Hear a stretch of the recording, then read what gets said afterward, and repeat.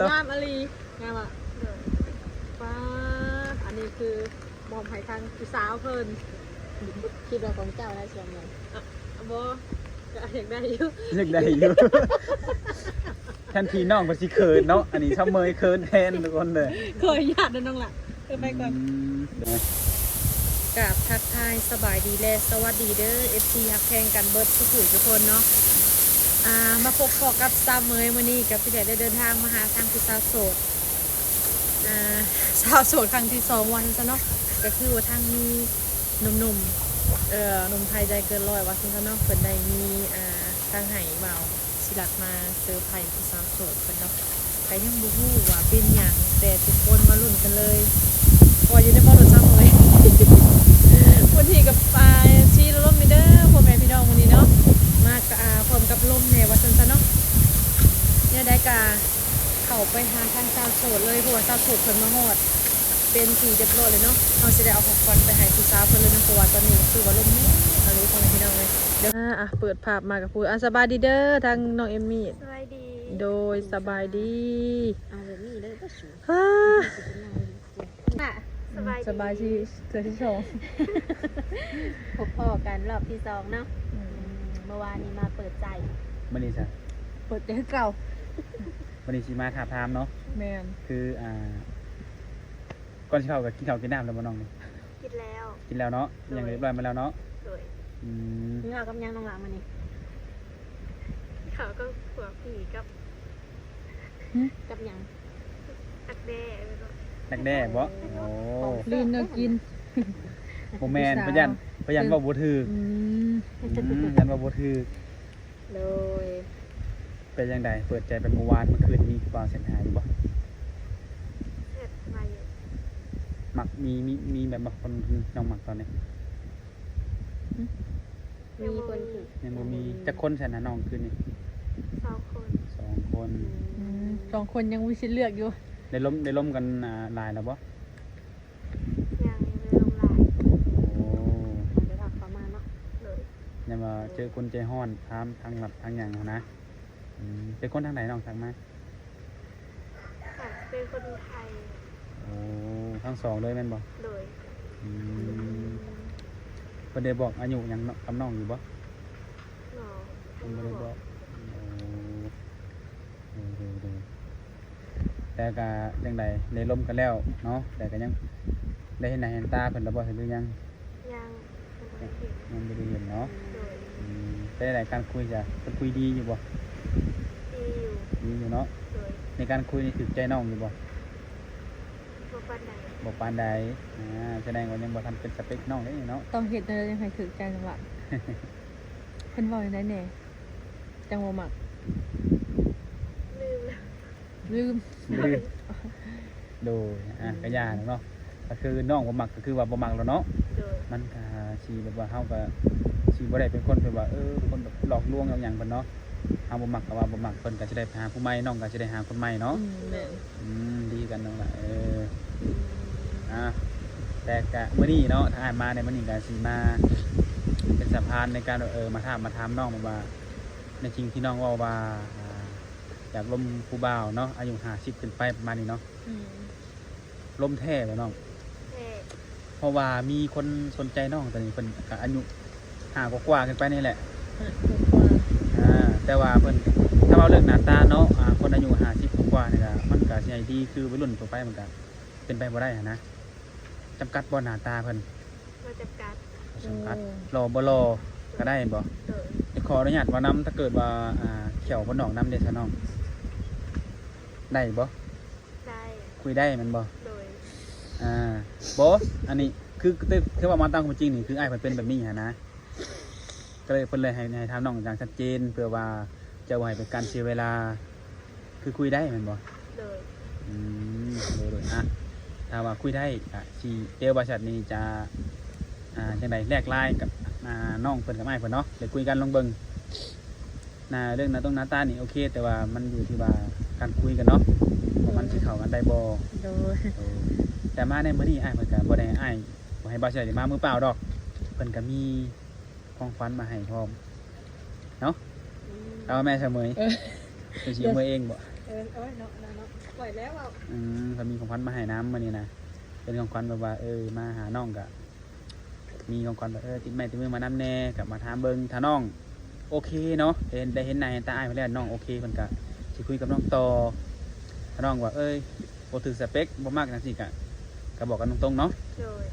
ได้ใส่คุยกันทางไลน์ดอกเพิ่นว่าเพิ่นมีไลน์อยู่ โลโดย รู้ว่าของขวัญจะถึกใจน้องหรือบ่ท่านแหละเพราะว่าสุ่มมาเนาะ บอกให้เลย จะมอบให้ก็ได้เดี๋ยวสิให้ทางเสมยเนาะเขาไปมอบให้น้องเพิ่น อันนี้ห้องทำเลย แปลงอยู่เตี้ยนี่ โดยเด่น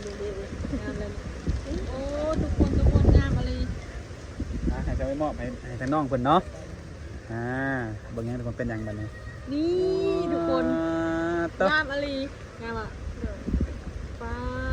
อันนี้คือมอมให้ทางพี่สาวเพิ่นคิดว่าของเจ้าได้ส่วนไหนบ่ก็อยากได้อยู่ ยังได้อยู่ทันทีน้องเพิ่นสิเขินเนาะอันนี้เสมยเขินแทนทุกคนเลย เคยญาติน้องล่ะไปก่อน โดยนี่คือเป็นของขวัญจากอ้ายเพิ่นในการที่ให้บ่าวสัตว์มาหาน้องมื้อนี้ก็มาถามนี่แหละว่าน้องสิคุยแท้บ่หรือว่าเว้าขึ้นมาสร้างคอนเทนต์ซื่อๆในการที่แบบว่าอยากล้มผู้บ่าวอายุ50ขึ้นไปประมาณนี้นะ ขนาดเป็นของเขายังดีใจว่าสิอยากเป็นกล้วยที่ช็อกเลย เป็นอะไรความรู้สึกตอนนี้เป็นอะไรน้องดีใจแมันบ่ โดย เคยมีบ่แบบนี้ บ่เคย บ่เคยจักเทื่อครั้งแรกบ่เนี่ย โดย ทุกคนเนาะ ยังบ่เคยคุยกันเทื่อเนาะ แต่ว่าได้เนาะ คือว่าเป็นของก่อนในการรู้จักกันเนาะ ก็คือถ้าน้องหลานนี่บ่เคยได้จักเถื่อบ่แบบนี้น้องหล่ะ เลย บ่เคยได้เลย แม่ โอ้ก็ถือว่าทั้งอ้ายเพิ่นนี่ก็อยากทำความรู้จักเลยเนาะเพิ่นก็เลยเอามาให้บ่าวศิลัด เป็นสะพานให้ แม่น ให้ว่าซั่นนี่เป็นสะพานให้ขณะคือว่าน่ะก็คือเว้าแล้วก็อีกเนาะก็คือมันจะมาถามในความรู้สึกน้องเนาะว่าแม่นแท้บ่ที่น้องเว้าไปในคลิปก่อนหั่นเนาะคือแม่นแท้แม่นบ่ เลย ตอนนี้ก็ยังบ่ทันมีเจ้าของหัวใจเนาะ เลย เพราะว่าอ้ายเพิ่นผู้นี้เพิ่นก็อายุหลายแล้วเพิ่นก็เป็นโสดแล้วก็อยากสร้างครอบครัวประมาณนี้หันนะก็บ่ฮู้ว่าทางน้องนี่สิพร้อมบ่หรือว่ายังพร้อมก็อันนี้ขึ้นอยู่กับตัวน้องเองเด้อ บ่าวศิลัดทางหนุ่มที่ว่าเพิ่นเอาให้บ่าวศิลัดเอาสอดดอกไม้มาให้นี่น้องไปทันได้คุยกันบ่ ยังบ่ทัน โอ้ ได้คุยเด้อ ยังทันได้คุยกันซ้ำแต่ว่าหลังจากที่ว่าเฮาสัมภาษณ์แล้วแหละสิเอาอันไลน์น้องเพิ่นให้อ้ายเพิ่นบ่ แม่นประมาณ โอ้ นี้ แล้วก็ให้คุยกัน ให้คุยกันให้เว้ากันเองเนาะง่ายกัน โอ้หับได้หรือบ่ได้ก็ตกลงกันเนาะ แม่น ทางเฮาก็ได้มีแต่เป็นสะพานให้ แม่น เนาะแต่ว่าเรื่องของหัวใจ หรือว่าเพิ่นสิล้มหรือว่าคบกันก็มีแต่ให้เพิ่นเว้ากันเองเนาะ แม่นถูกต้อง ม คือความหมายอ้ายเพิ่นได้เห็นหน้าตาน้องแล้วอ้ายเพิ่นโอเค โดย มักเนาะหรือว่า โดย มักเอาง่ายๆกันก็อยากรู้อยากล้มอยากจีบมันแหละ โดย ปัญหาอยู่ที่ว่ายังแต่ฟังน้องเพิ่นถ้าได้เห็นอ้ายเพิ่นแล้วนี่สิว่าแนวใดนะ เนาะ คือว่าอ้ายว่าบางคนอายุ50ปลายปีคือว่าบางคนก็หน้าตานี่ก็อาจจะบ่ดีปานใด โดย บางคนก็ยังหล่อยังเท่อยู่ก็มีหั้น แม นะ น แต่คือน้องนี่บ่จำกัดหน้าตาเนาะ แม่ ก็บ่เป็นหยังน้องละหน้าตาบ่หล่อก็อย่าขอแต่เพิ่นใจดีก็พอเนาะใจดีหักเพลงเฮา แม่น เบิ่งแย่งเฮาแบบสี่ฮะเนาะเพราะว่าต่อให้ถ้าว่าหล่อและนิสัยบ่ดีน้องสิเอาตัวใดเอา เอาคนมาหล่อแต่นิสัยดี เจ้าพัดหล่อแต่ว่านิสัยเจ้าบ่ดีบ่ให้ความใส่ใจเฮาบ่ให้อีหยังแบบมันก็คือบ่ขึ้นกับบ่ดีหั่นแหละอันนี้เพิ่นพัดดีกับบ่ดีคือเว้าเด้เนาะหน้าตานี่บ่สำคัญดอกขอแต่นิสัยดีเนาะซาเมยคิดว่าน้องเพิ่นอาจสิล้มได้อยู่ดอกเนาะเพราะว่าทางอ้ายเพิ่นก็นิสัยดีหั่นนะ แม่นยังคนนี้นิสัยดี แม่น เพิ่นเว้านี่เพิ่นบ่ได้แบบจูจี้จุกจิกเฮาดอก แม่น เนาะในการที่ว่าเพิ่นเข้ามาสื่อสารกับบริษัทนี้แต่ก็บ่ฮู้ว่าเวลาคุยกับผู้สาวโสดเพิ่นจะแบบใด แม่น ทางบริษัทนี่ยังบ่มีแต่ว่าให้น้องนี่พิจารณาเอาเองเนาะ แม่น คุยกับเพิ่นแต่ว่าฮู้แต่ว่าเพิ่นนี่อายุหลายแล้ว แม่น ต้องตามสเปคน้องที่วางไว้หั่นแหละเรื่องอายุตัวนี้ แม่นแต่ว่าในการที่ทางน้องเพิ่นเว้านี่เนาะลมผู้บ่าวรุ่นใหญ่ก็เพิ่นจะได้ฮักแพงหั่นน่ะน้องล่ะ หักแพงเลยเอ็นดูเฮา แม่น อันนี้นะ ถามว่าน้องล้มไปแล้วบ่ถือกันหรือว่าผิดหรือว่ามีการหึงหวงบ่หรือว่าไปนั่นไปนี่บ่ได้ก็มีให้น้องพิจารณาเองเนาะเพอตอนนี้น้องยังบ่ได้คุยกับเพิ่นก็ยังบ่ฮู้อย่าพอแต่ตัดสินใจว่าซั่นๆเนาะต้องคุยกันก่อนก็คือน้องว่าในการที่ลมกันนี่ใช้เวลาประมาณ5 หรือ 6 เดือนบ่น้องล่ะลมกันน่ะ ประมาณ2 เดือน โอ้2 เดือนบ่ 2 เดือนในการคุยแล้วก็คบหาเป็นกันได้แม่นบ่ โดย โอ้